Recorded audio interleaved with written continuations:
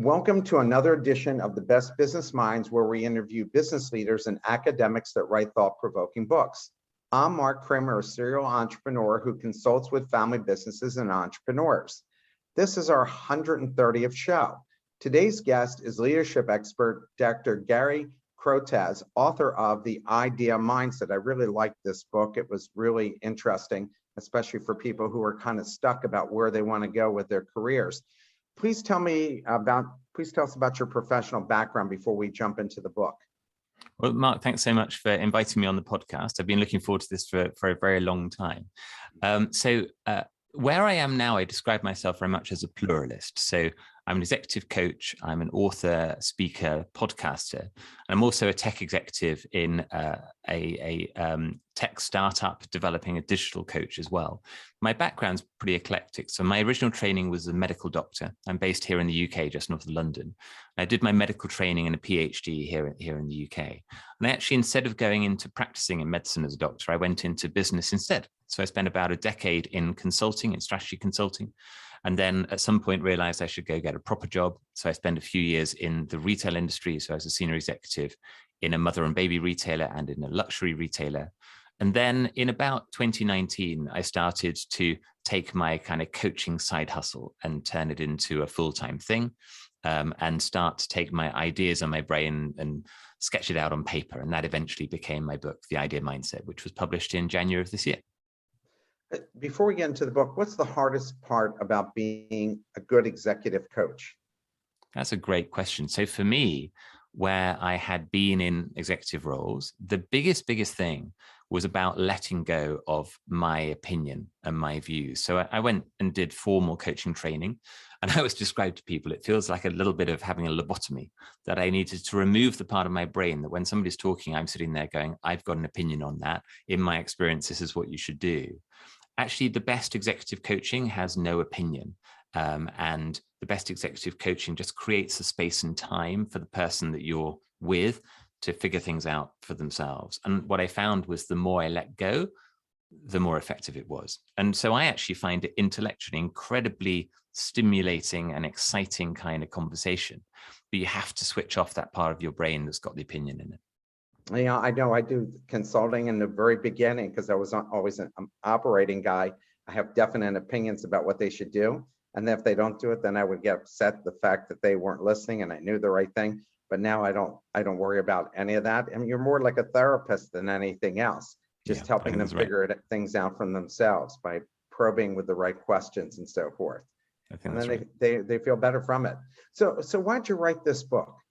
Well, this is interesting. So when I first started coaching, I didn't have my formal coaching training at that time. So there was a lot that I learned about coaching afterwards, but I felt when I was working with people that it was very useful to have the conversation, but often I was talking about the same kind of topics like, what is your long-term vision? What are your goals? How are you going to get there?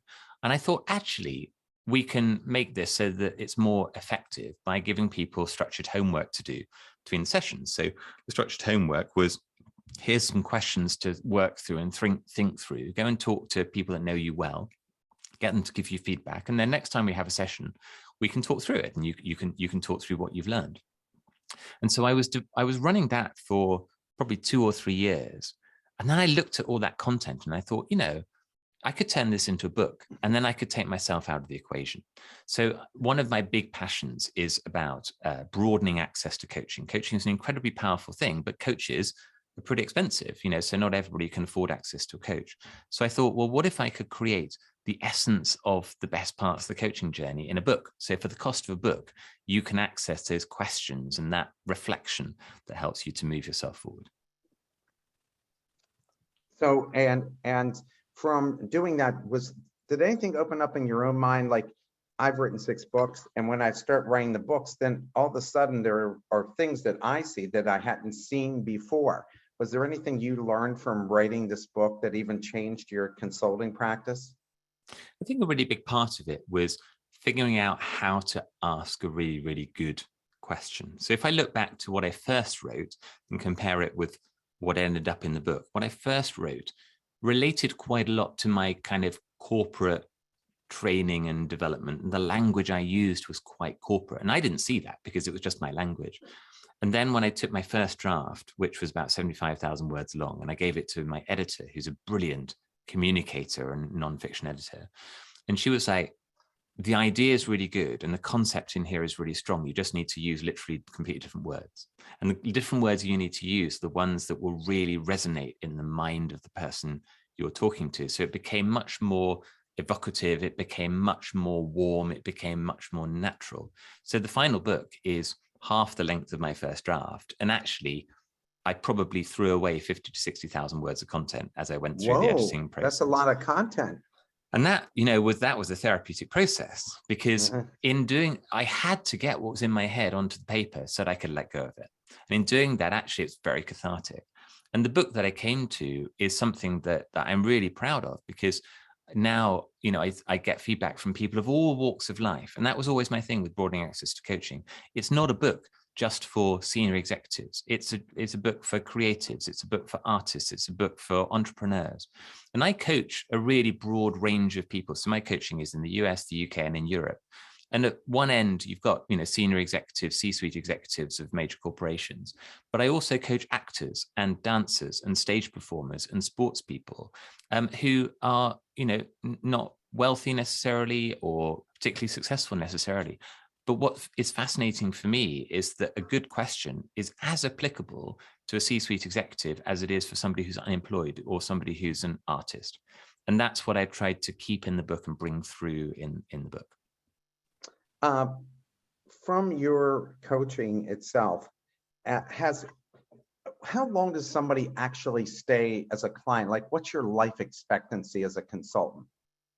It's my longest standing coaching clients are clients that started with me getting on for 4 years ago, I would say.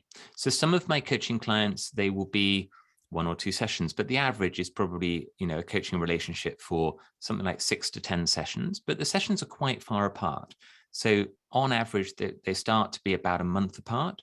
But I'm very clear with people. I say, we should have a coaching conversation when it's the right time. So if now's not the right time and you're still noodling on that thing, then that's okay. And one of the concepts that I've spent a lot of time, evolving in my mind is this idea of an unlock moment, which is a remarkable moment of clarity. And sometimes when I'm coaching with my clients and they're going through the idea mindset journey, there'll be an unlock moment where they might have been figuring something out for a long time.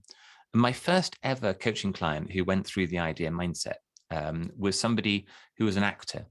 And the question that he landed on that he was trying to figure out was, am I pursuing success or am I pursuing happiness? And it feels like a simple question, but actually that's really hard. And in his world, everybody around him was saying, you're supposed to be in this kind of role. You're supposed to be winning those kinds of awards. You're supposed to be achieving these kinds of outcomes. And he was driving for those things and finding himself not happy because he was permanently under pressure. And it was actually probably about a 6-month period where we had 2 or 3 formal coaching conversations in that time. And I remember his unlock moment because he texted me and I received the text at 4:00 in the morning. And he said, I figured it out. It's happiness. I want to pursue happiness. And I'm comfortable that if I'm happy, even if I haven't become successful and I haven't made any money and I'm still living with my parents, that's okay. And from that moment on, from that moment of clarity, everything became simpler. Because when he was faced with a fork in the road, he knew how to choose whether to go left or to go right.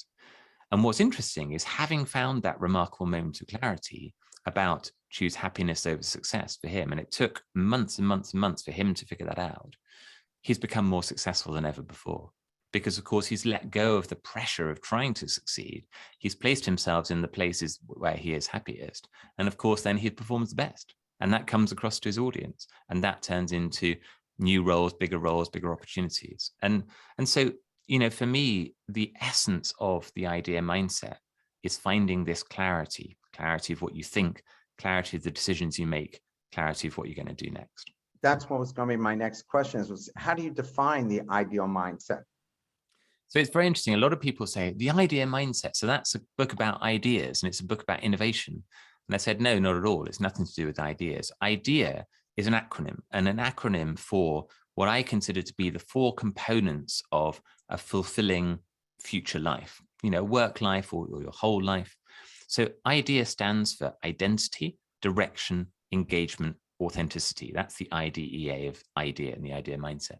And what that means is identity means figure out who you are, what you're about, what your natural strengths are, what your values are, how people perceive you. That's your identity.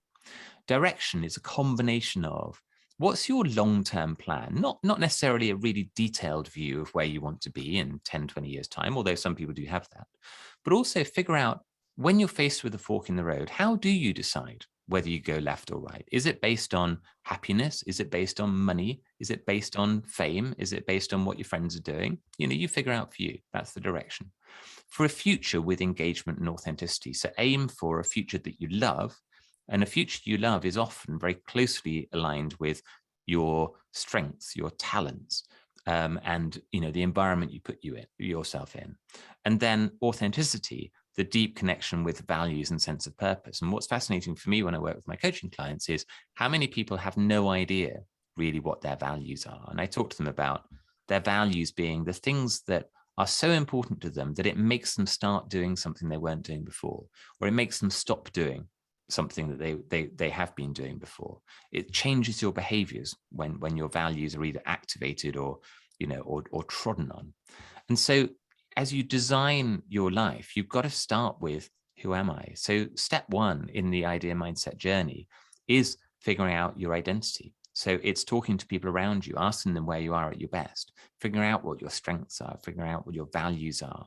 And that's really the foundation for this journey that you go on. That eventually, when you want to ask big questions like, should I leave my job or should I stay in my job? Should I move to a different country or not? Should I start up this side hustle or not?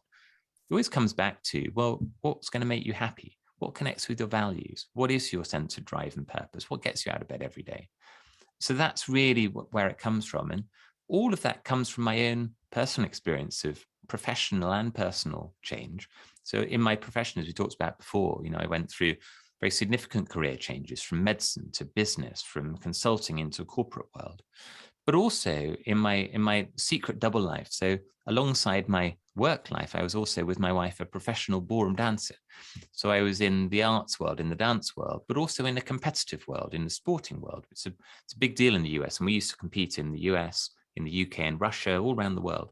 We were, quite a high level couple, and we learned about, well, this is our passion, and we compromised a huge amount in order to do that. But we did that because we had a really clear understanding for each of us individually and together what drove us. So that's really what I'm trying to communicate in the IDEA mindset. I'm going to ask you about the ballroom dancing, but we have a question from the audience, and I always like to take questions as they pop up. How do you deal with the imposter syndrome that most business coaches, consultants, and even business owners feel in the early stages? I think that's he put imposer, but I'm assuming, I think he means imposter. Yeah, it's a great question.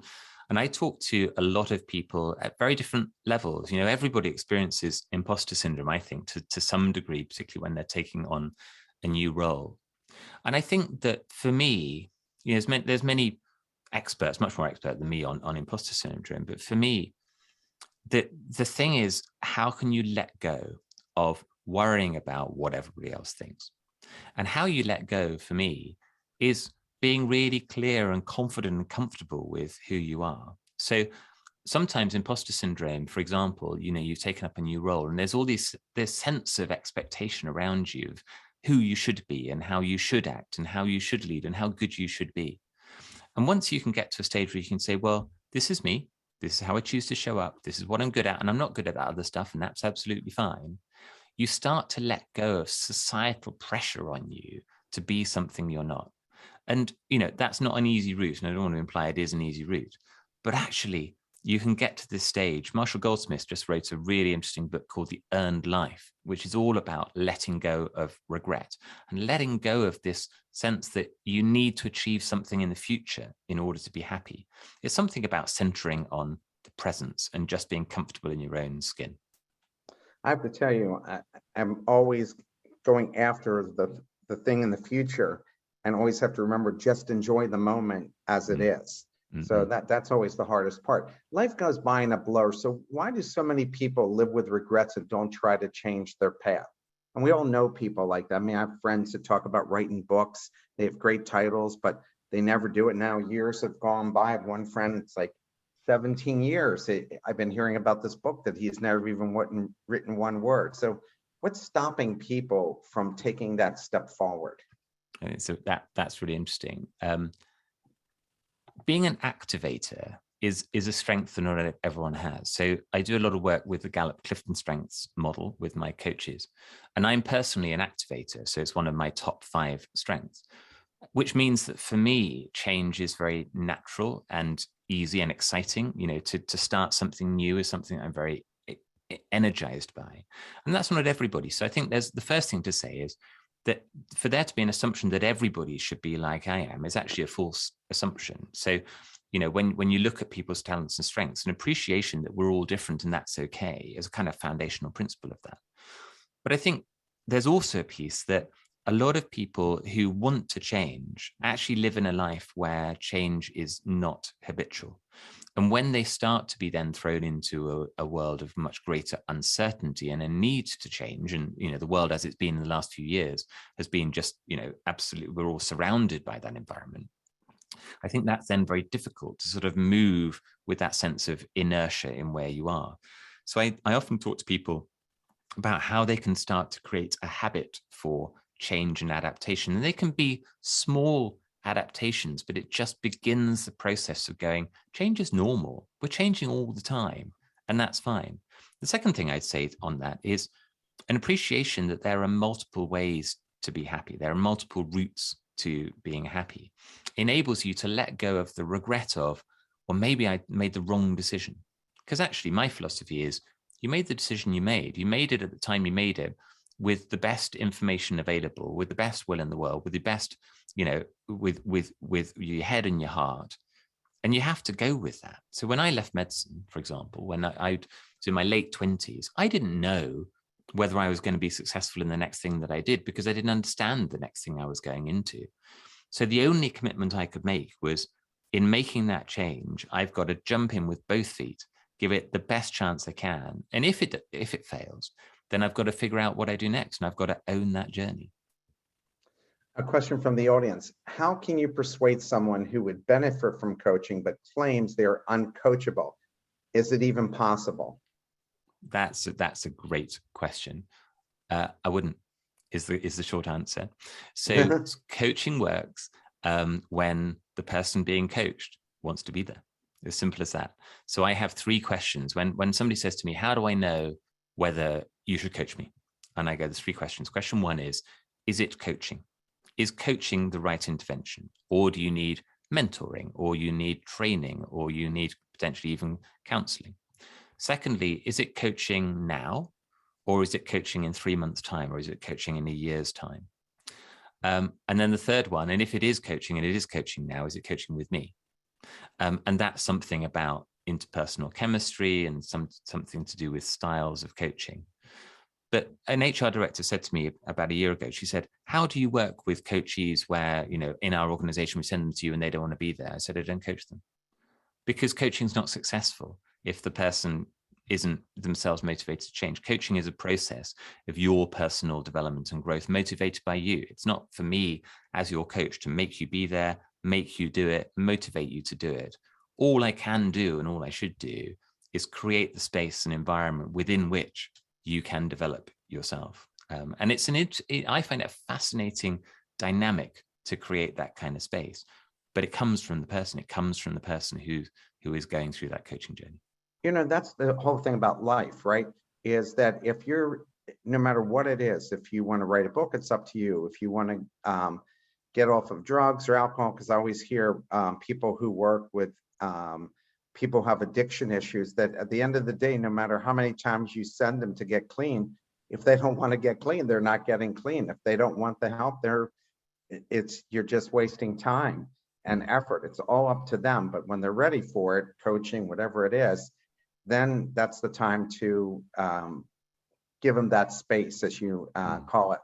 How important is it to have a life partner, family, friends, and colleagues supporting one's new ambitions and are realizing one is drowning and it's time to make a change?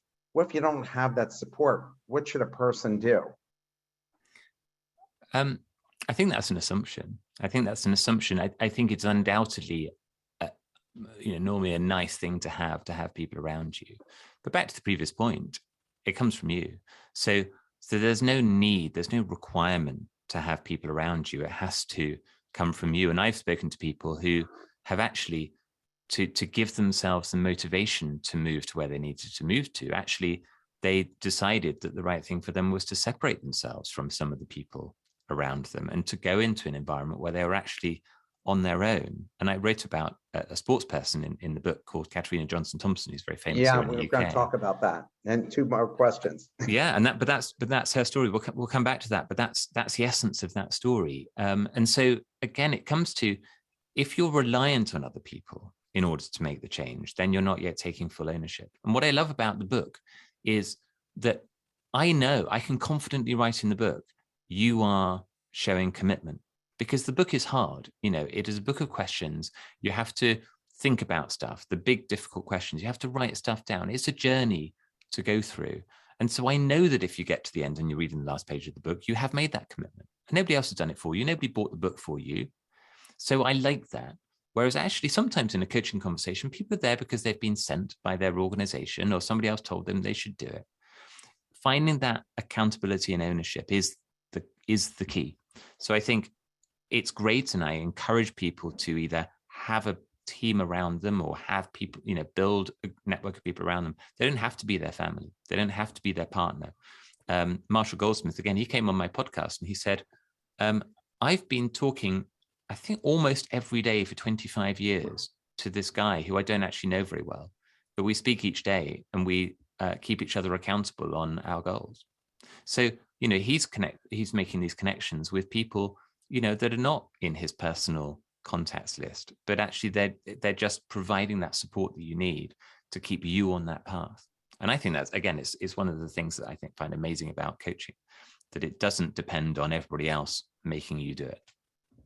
So we'll jump to this question. I'll go back to my other questions later, since we brought up Katrina Johnson-Thompson, world champion, British heptathlete, and she went through a series of failures she suffered at the World Championships, the Olympics.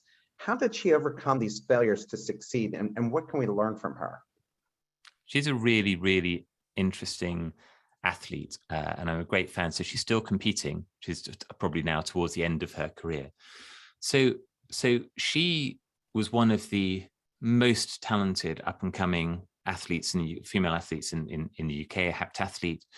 And she came after another heptathlete, Jessica Ennis, who was the Olympic champion. So big shoes to fill. And Olympics, World Championships, European Championships, she would always not quite succeed. But the reasons that she'd fail wouldn't be she just didn't run fast enough in any of the races. It would be, so the World Championships in, I think it was 2015 in Beijing, she was doing really well. She was in contention for the gold medal at the World Championships. And then she fouled 3 times in the long jump and scored no points at all. And that was quite classic. It looked from the outside in like a mental resilience kind of breakdown. And she was living in the north of England and training in, we have excellent athletic training facilities in the UK. And she decided to move countries. And she relocated to a small training group in the south of France in Montpellier, and away from all of those sophisticated training facilities. And she didn't speak French, and she'd never lived alone. And she had to get herself a little flat, and she'd go to training. And it was a very relaxed environment with a very thoughtful and capable coach. And it just took her away from all of the pressure of expectation. There's a huge pressure in British athletics for people to succeed, because we typically don't have that many people who come through to medal. And 4 years later, she won the gold medal at the World Championships in Rio. And taking herself away from that high pressure environment and creating the environment in which she could build her resilience and create that string of successful performances that you need to put together to win the gold medal in the heptathlon event. That was the key. And there was a little quote that I picked up in the book, which was when she reflected back on her journey, and we'd all been with her and seen this struggle that she'd had over the years. She said, she figured out those performances don't represent me as a person. They don't make me a bad person. I've got myself a little life. I moved to France. I just sorted through my life. And it was that sense of just finding that grounded space, place on her own, doing her own washing. She talks about that. It's like just making things simple enabled her to put everything together and come through and become the champion that she always promised to be. So takes an enormous amount of resilience, which is my next question. You read about the importance of resilience. And how does one build up resiliency, especially when they might have gotten comfortable with their old job and now they took the leap and are taking lumps, as change is never easy? I think that resilience is interesting because I think that, I mean, you can certainly look at people who are building resilience and you can pull together some common themes of different things you can do. And in the book, I talk about the 6 Ps of resilience, which is about building up your positive mindset, developing your problem solving, building a sense of perspective, building your self-awareness, which I call kind of an awareness of personality, persistence, and partnering with others to be sort of accountable. But there's also something about jumping in with both feet. So it's not a big complex journey. Resilience is about practice of putting yourself a little bit outside your comfort zone and committing, and being not afraid to fail. So I spoke on my podcast last week, actually, to a guy called Alex Budak, who is a professor at University of California, Berkeley Haas School of Business. And he was saying in one of his lectures, which is all about becoming a change maker, he sends people out of the room to go and ask somebody a question to which they get rejected. And that's the challenge. You have to go and be rejected and then come back and they talk about it in the next session. And he said one of the girls in the class went out and went to the cafe and said, I want a glass of orange juice for free. And they went, okay, here you go. And then she said, and now I want a second glass of orange juice for free. And they went, okay, here you go. And then now I want a third glass of orange juice. And at that point they went, no, okay, I don't think I can give you 3 free glasses of orange juice. But actually, he said it's that practice of getting rejected that helps you to build the resilience to make change happen. For me, my practice is the practice of changing roles, changing jobs, changing careers. I have no fear of doing it now because I've done it before, and I've figured out sometimes it didn't work out, but it was still fine. And letting go of that idea that there's only one path and you better hold on really tightly to that tightrope, because if you fall, it's a 10,000-foot drop. Actually, for many, many people, your tightrope is wider than you think. And as you build up your resilience, what you're doing is actually widening the width of the tightrope. That's the way I sometimes talk to my coachees about it. How can you broaden the width of the path? So it just reduces the risk of feeling like you're going to fall off. And that's all about building up your resilience. How important is exercise and diet when looking to make a big life change? So I talk about that in the book, and I talk about that with my coachees. And this is going back to my dancing background. So when I was a professional dancer, I had to be very mindful of diet and training and exercise and stamina, those kinds of things. For me, it was really helpful, not because I was trying to hit a certain weight or trying to hit a certain muscle mass or something like that, but it was just part of my whole self. And so what I say to people now is, I am absolutely anti the idea that there is a right diet or a right exercise regime or a right weight to hit. What I say to people is, you think about whether that's a part of your journey or not, and not is perfectly fine. If it is a part of your journey, you figure out what's important to you, where you'd like to get to. And for a lot of people, they feel, if I could lose a little bit of weight, if I could gain a bit of muscle mass, if I could improve my diet, I'd feel a little bit healthier, I'd have a bit more energy. Actually, it just helps me get through that inertia and onto the beginnings of the path I want to get to. And sometimes they say, it's not that I wasn't trying to have diet and exercise part of my plan, but I'd never really thought of it as part of my mental change journey. And so it's just introducing the idea that if it's right for you, feel free to add it in and you decide what's right for you. And so it's just, I think it can be very successful as a part of the whole plan. And don't leave it out and go, right, I want to start a business and I want to start running around 100 miles an hour and I want to do my side hustle.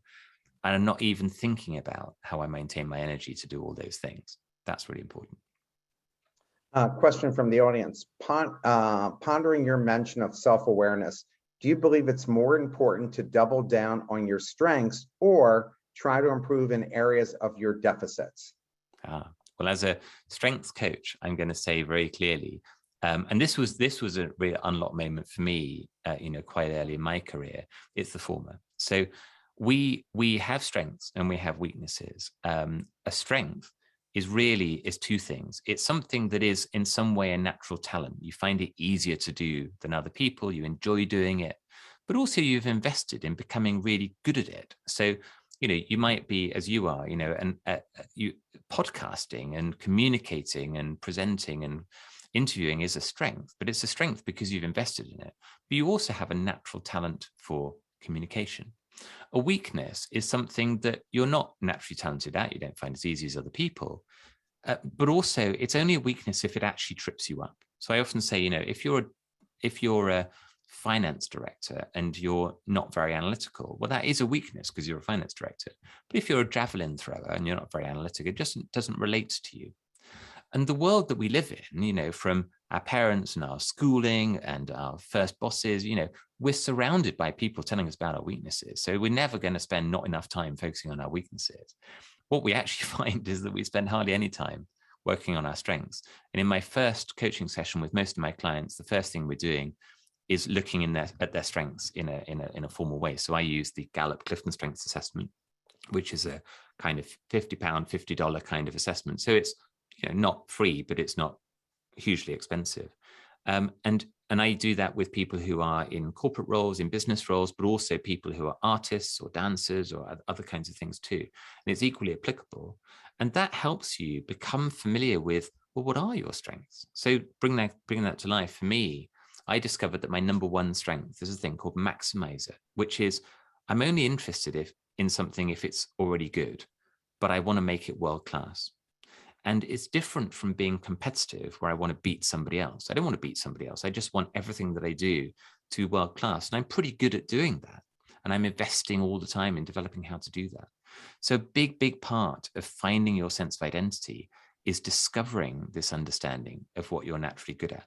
And if you don't want to do an assessment and spend money on doing that, just talk to people that know you well and ask them the question, tell me about the times when you think I'm really at my best and I'm really loving what I'm doing and I'm in my sweet spot. What does that look like? And they probably know better than you because they're observing you all the time. They see from the outside in. They're unbiased, hopefully. So you can get to your strengths in lots of different ways. And I would say, don't worry about your weaknesses because you're probably aware. You're probably working on them anyway. Focus on your strengths. That's where the opportunity lies. And it's more positive and you feel better about it. Completely agree. Yeah. When you're looking to make a big life change, should you check out for a period of time or dive right into a new direction? You talk about this in the book. Yeah, it's very personal. It's very personal. So I've had times when I've checked out and I've had times when I've just gone for it. But what I say to people is, when you know, you know. So there's a little quote in the book that is, give your brain the space and time to do the thinking it needs to do. And that could be an hour or a day or a week or a year. And so, the story I told earlier about the guy who was figuring out happiness or success. If I'd said to him, and we'll have a session next Wednesday and tell me on Wednesday what the answer is, I don't know what he would have said, but it might not have been the right answer. The time when it was the right answer was the time he found that moment of clarity, and he knew, and he texted me, and it was 4:00 in the morning. And he said to me, it's happiness. Do you think I'm right? And normally as a coach, I would go, it's not for me to know whether you're right or not. But I actually said to him, yes, you're right. And he was like, why are you so sure? And I said, because you just texted me at 4:00 in the morning. So it must be deeply meaningful for you. But you let me know if you think that's wrong. And years later, we still talk about that moment. And, it's a really interesting conversation, but it's the time it takes. So whenever you have that clarity and whenever you absolutely know, I generally say, sleep on it another night, and talk to the people who are close to you, who can help give you a perspective on it. But in the end, you've got to own the decision. And once you've decided what you're going to do, think about, well, what happens if this goes wrong? What are the risks that could happen? Things like financial risks or risks on people around you. But if you do decide to jump and do something bold, then do it with both feet and commit to the decision and own that decision. So even if it goes wrong, I often say it's like, there's a field with a bull in it. You jump over the fence into the field, then you discover the bull. Don't jump back over the fence you just came over, because you'd already decided that where you were before wasn't the place you wanted to be. Run across the field as fast as you can and jump over the next fence. But you've got to own that journey. When I left medicine and went to business, I knew on day one that the one thing I wasn't going to do was go back to medicine. I was going to go, if business doesn't work out, I have to figure it out. But it's for me to own, because I made that decision. Good thing you didn't have my mom. She'd have killed you for sure for making that decision. They would have thought, damn, how stupid could you possibly be? But I like the fact that you had a lot of guts to go and do that. In the book, you mentioned that sometimes working harder might not be the best course of action. What do you mean by that? Because most people think you should just keep working harder. Yeah, I think that plays to strength. So I talked to one of my coachees, and he said, we had our alumni event for, people that had been in my first company, and it was 25 years on, something like that.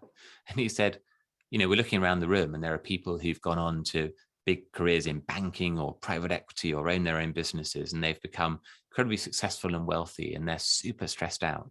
And then one of them was an executive coach. And he was like, he wasn't making the money that some of the others were making, but he was living his life in the way he wanted to.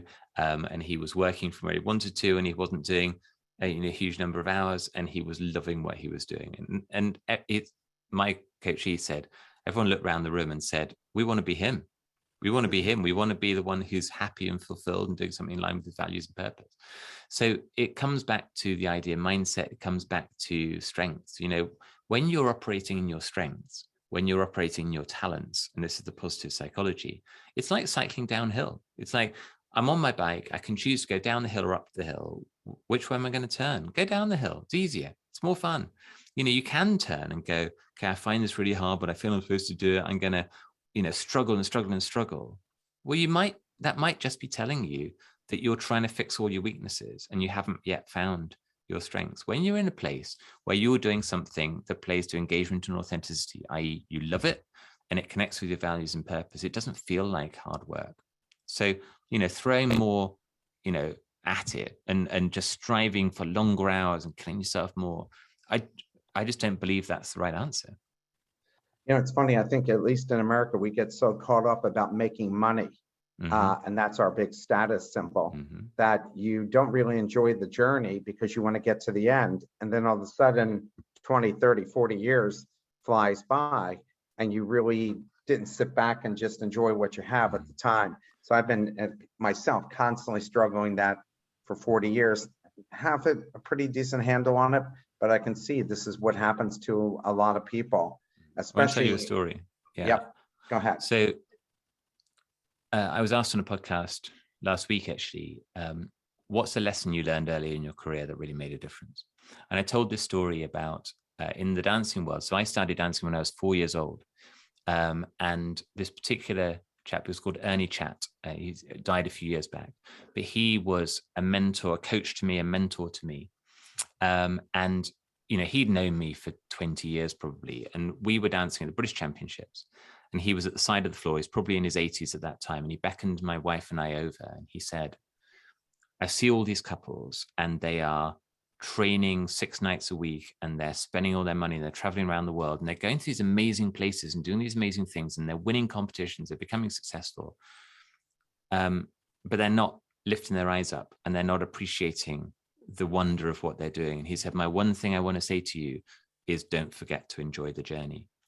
And it was quite a life-changing moment for us, actually. And after that, when we would go and travel for a competition or something, which is a pretty intensive thing to do, and you don't get to see much outside the hotel and the sports hall you're competing in, we were like, we're always going to try and take half a day or a day to be a tourist and go and see Prague or go and see Vienna or go and see, wherever it was we were, Amsterdam or Moscow or something.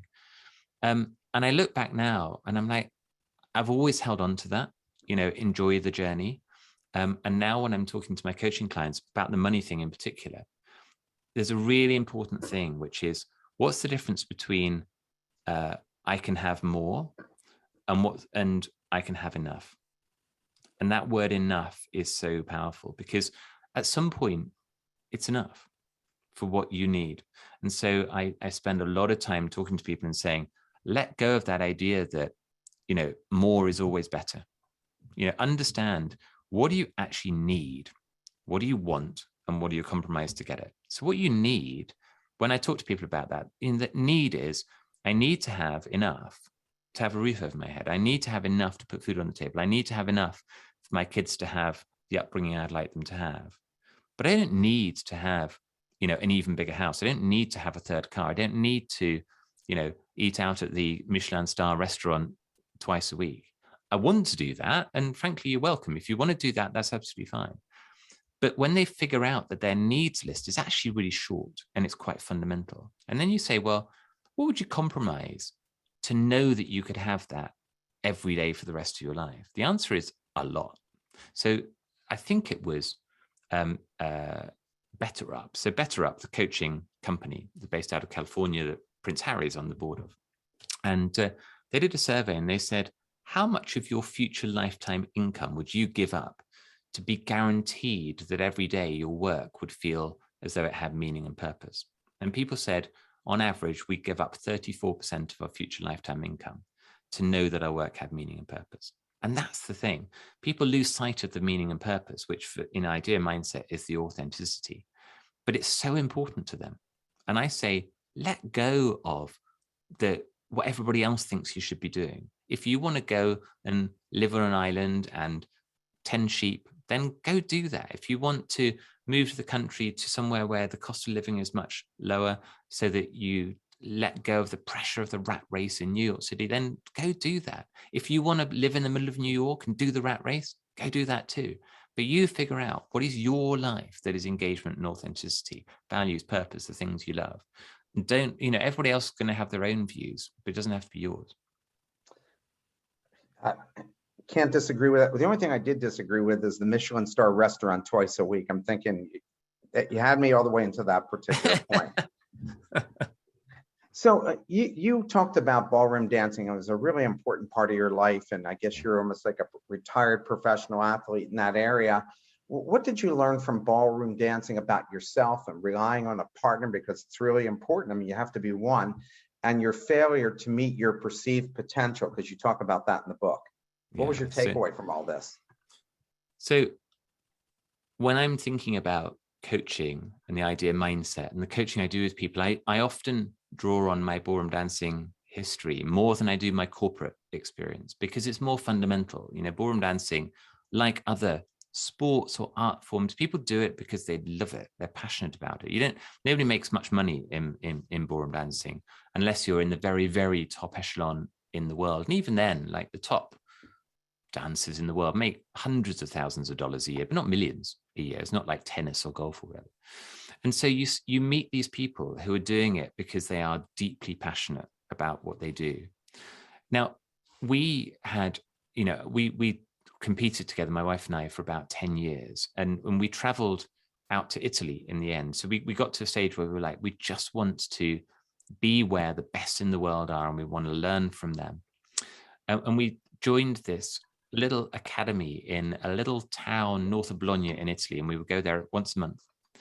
And our coach, who was a ballroom dancing coach, was also a very, very wise man, and a very natural coach, like we would think of as a coach. And I learned so much about letting go of prior expectation, and letting go of what everybody else thought. So one example, and I talk a lot to people about this around taking people on the journey with you. So I was like, I was on the dance floor with my partner in a competition, and we'd take up hold and we'd start doing our choreography. And all the time we were training and learning and improving. And the judges around the side of the floor with their little pads of paper would give us a vote into the next round, a mark into the next round or not. And whatever we did, however we improved, they always gave us the same mark, because they just glanced around the floor, all the couples on the floor at the same time. They knew who we were, they knew where we normally came. So changing their mindset was really hard. And so we figured out that we had to do something fundamentally different to make them notice. And so now I talk about make them look, make them see. And in the ballroom world, what we did was We changed the dress that my wife was wearing, the color of the dress. We changed where on the floor we started our choreography. We changed all of our steps. We changed my whole look, the cut of my tail suit. We traveled across Europe to find the right tail suit to create a different look. Wow. And then the judges were like, your dancing's completely different. And in my head, it was like, it isn't, because I'm still the same person. I'm still just as good or bad as I was before. You think I'm different because you've seen me in a new light. So, and it was our coach saying, well, if you don't, you're like a plant, you're growing gradually, but they won't notice you're growing from day to day. If you burst into flower, they'll go, oh, that's a flower. And so now when I'm talking to people and they're like, I'm really working hard to develop my communication skills at work and I'm trying to impress my boss, but it's like, he doesn't appreciate that I'm, not a better manager or ready to be a director, whatever it is I'm trying to be. And I said, well, when did you show him something that made him see you in a new light? And what's your equivalent of me changing my tail suit, of me changing my choreography? And they're like, oh, I could change the way I dress in the office. I could change where I sit. I could change the way I speak. Not my accent, but I could say something that they wouldn't normally expect me to say. Maybe they expect me to be quiet and I'll start piping up. Maybe they expect me to agree with them and I'll start disagreeing. And actually that whole journey changes people's mindset. And I've met many people through my career, and you can see that moment when they suddenly figure out it's not that they actually need to be different, but they need other people to suddenly notice that they're different. I learned that on the ballroom dancing floor. You always read about midlife crisis at about 50, and I guess that is the midlife almost today. Is it a myth? And if true, what precipitates it and what should they do about it? Is it really true? I don't know that it's true. I think midlife crisis, I was thinking about this. And I was like, I think midlife crisis is the moment that you suddenly realize time is passing and you realize maybe you should start doing something about it. And the first thing that you do is you start to think about, I don't know what car you're driving or whether you should wear a different hat or something, something changes. But you can see that now in people in their mid-20s, in their 30s, in their 40s, in their 50s. I've coached people from 20 to probably 75. And actually, it's the same thing. It's when is that moment when they suddenly discover what it's about and who they want to be. And for me, actually, it's that unlock moment. So when I talk to people and I say, when was the moment in your career when you suddenly figured out and had clarity for the path ahead? And sometimes they'll say, it was when, like I talked to somebody last week and I asked that question and they said, I shifted my focus as what I wanted to do. And I decided I wanted to get on and do stuff at this point. And I said, what happened? I said, I received a phone call that somebody, a distant friend of mine at the same age had suddenly died.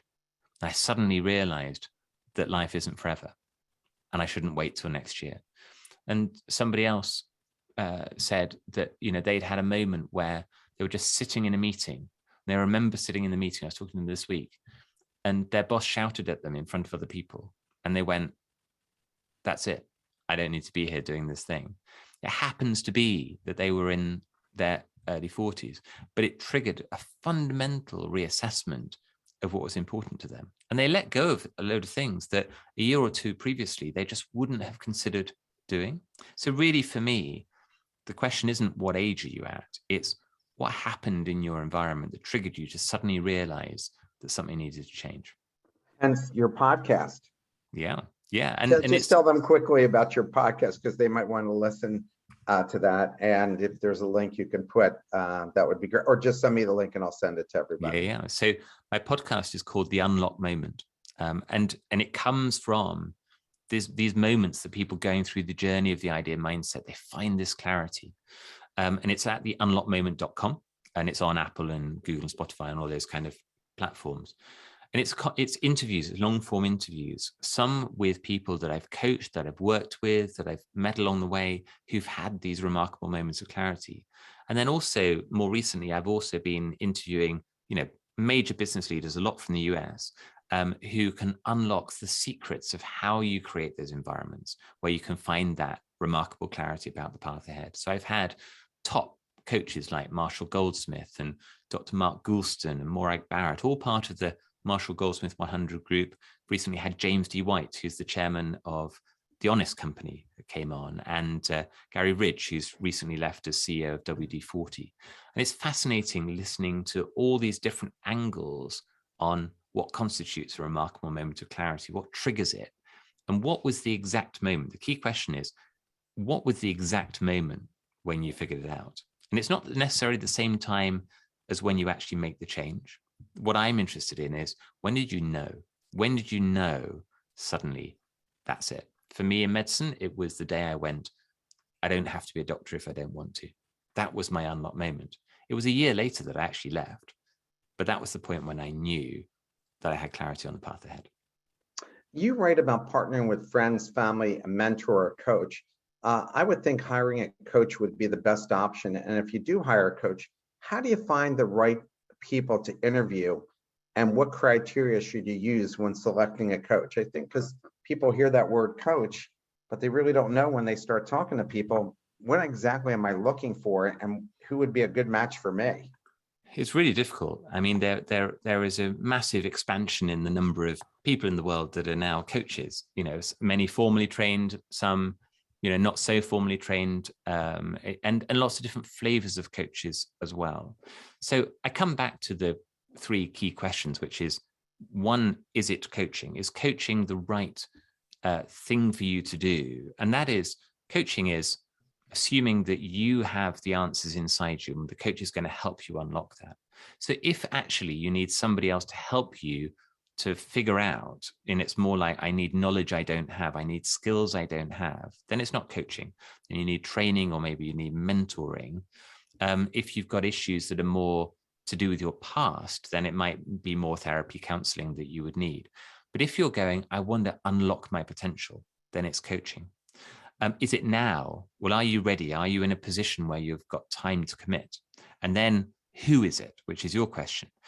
And I think there you've got to figure out, what kind of position am I in? What kind of things am I wanting to really work on? So do I need a kind of business executive coach? Do I need more of a life coach? Am I looking for holistic outcomes that affect all of my life? Or am I looking to do something specific, like go for promotion or be more effective in my job at work? Then I think start a conversation with people around you, because actually there's a lot of people now who have had coaching and have had good and bad experiences. And I do a lot of my work through personal recommendations. So I'm a great believer in the best way to find a coach actually is to talk to people that know you well and to start getting input from them. There are directories and databases of coaches. So it's good to go to some of the coaching organizations like the International Coaching Federation, or Gallup, who runs a network of international strengths coaches, or in the UK, the Association for Coaching, or the EMCC, which is the European Federation for Coaching. And you can get from them people in your local area, people that specialize in your area. And then I'd always recommend meeting 3, maybe 4 coaches. In coaching, it's normal to have a free, what's called a chemistry conversation. So you get to meet them, you learn about them, they learn about you, and you figure out from that, is this a good fit? Is this going to help me? But meet several, and then pick one, and start on the journey. And you should know, in my opinion, you should know pretty quickly whether this is a good thing to do or not. So I say, don't stick around for 6 to 12 sessions and pay a huge amount of money if you're not sure what you're getting from it. You know, you should know after 2 or 3 sessions whether there's the beginnings of something positive coming from it. Question from the audience: how can coaches be effective if they don't have the expertise in the core elements of the business? Don't owners expect some expertise? That's a very interesting question. If you're doing coaching, it's not about your expertise. So as a coach, I'm not there to tell them or even have an opinion on what they do. I think there is an element where it can be helpful to have a familiarity with that kind of world. So when I'm coaching senior executives, it's helpful that I've been a senior executive in the past. Sometimes it's a hindrance because it's easier for me to have an opinion if I've been there before. But it depends on alignment of goals. So if you're working with a senior executive and their goal is to figure out how to budget more effectively, they're not really looking for coaching. And 2, you might not be able to provide that expertise. But if they're looking to figure out how to find better balance in the way they lead, or they're trying to find who am I as a leader? What are my values? How do I become more authentic in the way I lead? You don't need to understand their role at all, their work at all. So, I coach an actor in Hollywood. I coach a cryptocurrency specialist in Switzerland. I coach a pharmaceutical executive in Germany. I coach somebody who's unemployed in the US. And I'm not necessarily personally experienced in any of those things. I would say cryptocurrency is probably the area where when my coachee starts talking about cryptocurrency, I have no idea what he's talking about. But that's not what I'm there for. And so, I say, the conversation we should be having is the conversation that's right for you. You tell me what's helpful for me to be able to help you. And what he says is, I want somebody to help me reflect on what I need to do. And actually, the issues are not about the cryptocurrency at all. The issues are to do with the way they're working, the way they're balancing their life, how they choose who to work with in the future, how they set up their boundaries. That's what's important. An additional question from the same person in the audience. Does not having expertise hurt in your ability to sell that customer? It can do. It can do. So it depends. I think if you don't have expertise, you just have to be able to articulate clearly what you bring.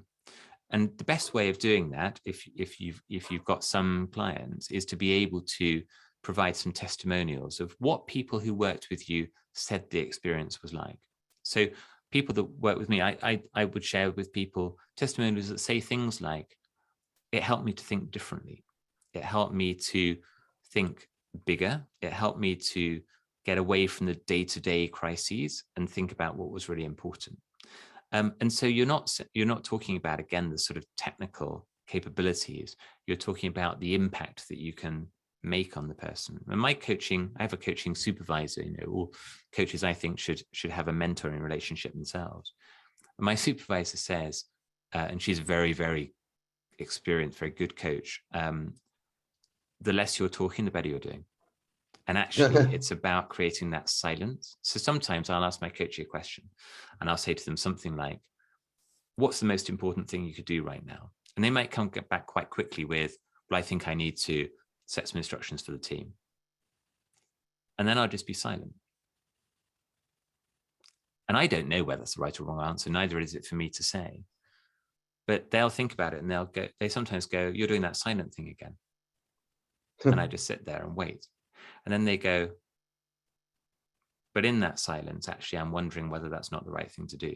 And what I need to do is, and then they go off. And so the value that I've brought is that I've forced them to properly think about it for the first time. And they come up with an answer that I could never have come up with. And again, it's not for me to decide whether that's a good answer or a bad answer. But they value, this is the only time I have in my week when I get to think in this way. Because the rest of their week is just crazy. It's just full on. So that idea of, as a coach, you're creating the space and time for them to do the thinking they need to do. That's the thing. And it's nothing to do with the expertise. So here's probably our last question. When you're doing your planning, should you write a plan like you're launching a new venture? And should you write what you want to do and what it will take to do and what skills you have and skills you might need to develop to achieve your goals? What do you tell people when they're saying, I'm going to make this change? And should they put a certain amount of money aside for them to stop what they're doing and put some real focus into it? I would say it's entirely up to them. It's got to be up to them. So I work with people through the idea mindset journey, and they do these kind of exercises that are in the book. And I say to them, you can do all the exercises or some of the exercises or none of the exercises. I don't mind. You can write an essay. You can build a spreadsheet. You can write a few notes. You can write nothing at all. I don't mind. If you want to share your notes with me because it's helpful to you, you're welcome.